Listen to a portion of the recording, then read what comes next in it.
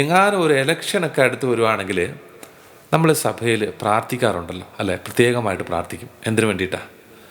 നല്ലൊരു രാഷ്ട്രീയ പാർട്ടി ഉണ്ടാകാനായിട്ട്. എന്ന് പറഞ്ഞു കഴിഞ്ഞാൽ പ്രാർത്ഥിക്കുന്നത് സഭയ്ക്ക് അനുകൂലമായ നല്ലൊരു രാഷ്ട്രീയ പാർട്ടി രൂപപ്പെടാൻ വേണ്ടിയിട്ടാണ് പ്രാർത്ഥിക്കുന്നത്, അല്ലേ?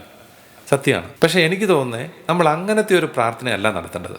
കർത്താവെ, ഇലക്ഷൻ വരുമ്പോൾ, തെരഞ്ഞെടുപ്പ് വരുമ്പോൾ നമുക്ക് അനുകൂലമായ, സഭയ്ക്ക് അനുകൂലമായ ഒരു രാഷ്ട്രീയ പാർട്ടി രൂപപ്പെടാൻ വേണ്ടിയിട്ടല്ല പ്രാർത്ഥിക്കേണ്ടത്. പകരം സഭ കർത്താവിന് അനുകൂലമായ വിധത്തിൽ ജീവിക്കാനുള്ള കൃപയ്ക്ക് വേണ്ടിയിട്ടാണ് പ്രാർത്ഥിക്കേണ്ടത്. രാഷ്ട്രീയ പാർട്ടിയോ ഗവൺമെൻറ്റോ നമുക്ക് അനുകൂലമായി രൂപപ്പെടാൻ വേണ്ടിയിട്ടല്ല പ്രാർത്ഥിക്കേണ്ടത്.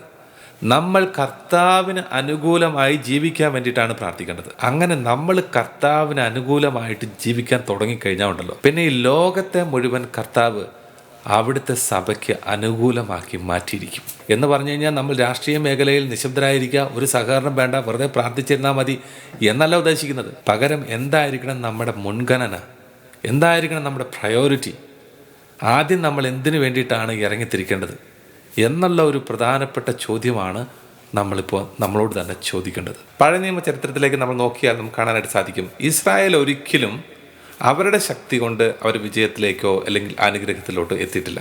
എപ്പോഴൊക്കെയാണ് കർത്താവിൽ ആശ്രയിക്കാതെ പോയത്, വൻ പരാജയത്തിലേക്കാണ് അവർ പോയിട്ടുള്ളത്.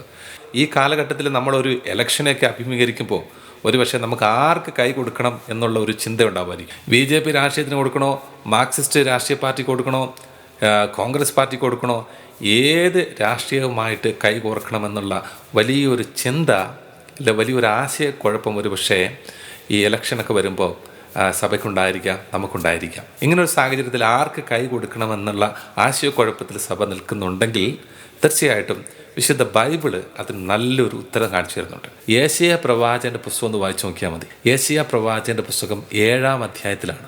ആഹാസ് എന്ന് പറയുന്ന രാജാവ് യൂദ ഭരിച്ചുകൊണ്ടിരിക്കുന്ന ഒരു കാലഘട്ടം. ആഹാസ് അന്ന് യൂദ ഭരിക്കുന്ന സമയത്ത് ആഹാസിന് 2 സൈഡിൽ നിന്നാണ് പ്രധാനപ്പെട്ട ഭീഷണികൾ ഉണ്ടാകുന്നത്. ഒരു വശത്ത് സിറിയയും നോർത്തേൺ കിങ്ഡമായിട്ടുള്ള ഇസ്രായേലും ഇങ്ങനെ ആഹാസിനെതിരായിട്ട് നിൽക്കുകയാണ്.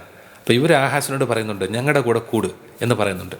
അതായത് ഒരു രാഷ്ട്രീയ വശത്തോട്, ഒരു ഭൗതിക വശത്തോട് ചേർന്ന് നിൽക്ക് എന്നാണ് ഇവർ പറയുന്നത്. അല്ലെങ്കിൽ അങ്ങനെ അവരോട് ചേർന്ന് നിന്നില്ലെങ്കിൽ സിറിയയും നോർത്തേൺ കിങ്ഡമായിട്ടുള്ള ഇസ്രായേലും ഈ ആഹാസിനെ യൂദ സാമ്രാജ്യത്തെ ആക്രമിക്കും. രണ്ടാമത് ഏറ്റവും വലിയ ശത്രുവായിട്ടുള്ള അസിറിയ വേറൊരു വശത്ത് നിൽക്കുകയാണ്. ഇങ്ങനെ 2 സൈഡിലും ശത്രുക്കൾ നിൽക്കുമ്പോൾ, 2 സൈഡിലും 2 പൊളിറ്റിക്കൽ പാർട്ടികൾ നിൽക്കുമ്പോൾ ആഹാസിന് എന്താണ് ചെയ്യേണ്ടതെന്ന് ഒരു പിടുത്തവും കിട്ടുന്നില്ല. ഇങ്ങനെ വലിയ പ്രതിസന്ധി നിറഞ്ഞിരിക്കുന്ന ഒരു സാഹചര്യത്തിൽ ആരെ സപ്പോർട്ട് ചെയ്യണമെന്ന് ഒരു പിടുത്തവും കിട്ടാതിരിക്കുന്ന ഒരു സാഹചര്യത്തിൽ കർത്താവ് തൻ്റെ പ്രവാചകനായിട്ടുള്ള യേശയെ ആഹാസിൻ്റെ അടുത്തേക്ക് അയക്കുന്നുണ്ട്. എന്നിട്ട് യേശയ പ്രവാചകനിലൂടെ കർത്താവ് ആഹാസിനോട് പറയുന്നത് എന്താണെന്നറിയാമോ? ആഹാസിനോട് പറയുകയാണ്, നീ 2 വശത്തും ചേരണ്ട, നീ കർത്താവിൽ ആശ്രയിക്കുക. യേശയ്യാ പ്രവാചകന്റെ പുസ്തകം 7-ാം അധ്യായം 3 മുതലുള്ള തിരുലിഖിതങ്ങൾ വായിച്ചു നോക്കുക. അപ്പോൾ അവിടെ നമുക്ക് കാണാനായിട്ട് സാധിക്കും ദൈവം ആഹാസിനെ ശക്തിപ്പെടുത്തുന്നത്. കർത്താവ് യേശയിലൂടെ ആഹാസിനോട് പറയാണ്, സമാധാനമായിരിക്കുക, ഭയപ്പെടേണ്ട, ഈ 2 ശക്തികളും നിലനിൽക്കില്ല, അവർ പരാജയപ്പെടും. ഇങ്ങനെയുള്ള ഉപദേശങ്ങളൊക്കെ ആഹാസിന് കൊടുത്തെങ്കിലും ആഹാസ് ദൈവത്തിൽ വിശ്വസിച്ചില്ല, കർത്താവിൻ്റെ വാക്കുകളിൽ വിശ്വസിച്ചില്ല. കർത്താവിന് അനുകൂലമായിട്ടുള്ള ഒരു തീരുമാനം, കർത്താവിൻ്റെ പദ്ധതിക്ക് അനുകൂലമായിട്ടുള്ള തീരുമാനം ആഹാസ് എടുത്തില്ല. പകരം ആഹാസ് എന്ത് ചെയ്തെന്നറിയാമോ? പേടിച്ച് ഭയന്ന് ഏറ്റവും വലിയ ശത്രുവായ അസിറിയുമായിട്ട് ഒരു രഹസ്യ ധാരണയിലെത്തി. ആഹാസിൻ്റെ പ്രതിനിധികൾ അസിറിയ രാജാവിനെ കാണാൻ പോവുകയും അസിറിയ രാജാവിന് സമ്മാനങ്ങൾ കൊടുത്തുകൊണ്ട് അസിറിയ രാജാവിൻ്റെ മുൻപിൽ അടിയറ വെച്ചു.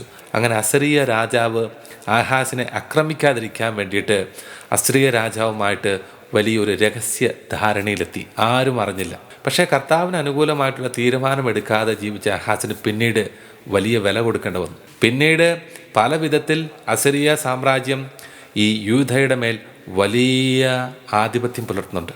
യൂദയുടെ മേൽ വലിയ നികുതി ചുമത്തി യൂദയുടെ എല്ലാ സാമ്പത്തികമായിട്ടുള്ള ആ സ്വാതന്ത്ര്യവും യൂദയ്ക്ക് പൂർണ്ണമായിട്ട് നഷ്ടപ്പെട്ടു.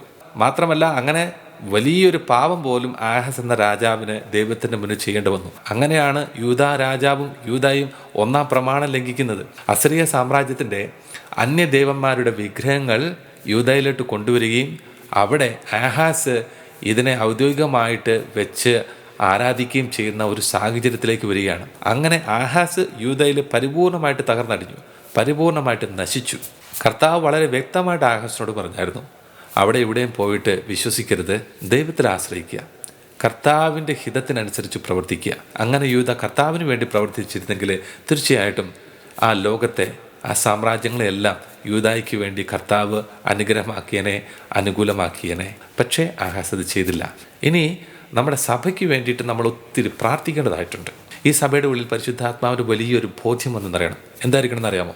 അതായത് രാഷ്ട്രീയ പാർട്ടികളൊക്കെ ഉണ്ടെങ്കിലും ഗവൺമെൻറ് ഉണ്ടെങ്കിലും സഭയെ, സഭാമക്കളെ ആത്യന്തികമായിട്ട് രക്ഷയിലേക്ക് നയിക്കുന്നത്, ഭൗതികവും ആത്മീയവുമായിട്ടുള്ള രക്ഷയിലേക്ക് നയിക്കുന്നത് ദൈവം തന്നെയായിരിക്കും. അപ്പോൾ ദൈവത്തിൻ്റെ ഹിതത്തെ ആദ്യം അറിഞ്ഞ് അതിനനുസരിച്ച് അതിനനുകൂലമായിട്ട് പ്രവർത്തിക്കാൻ വേണ്ടുന്ന കൃപ സഭയ്ക്ക്, സഭയുടെ ഉള്ളിൽ അതിശക്തമായിട്ട് രൂപപ്പെടുന്നതിന് വേണ്ടിയിട്ട് നമുക്ക് പ്രാർത്ഥിക്കാം. അതിനായിട്ട് നമുക്ക് ഒരു ആശീർവാദം സ്വീകരിക്കാം.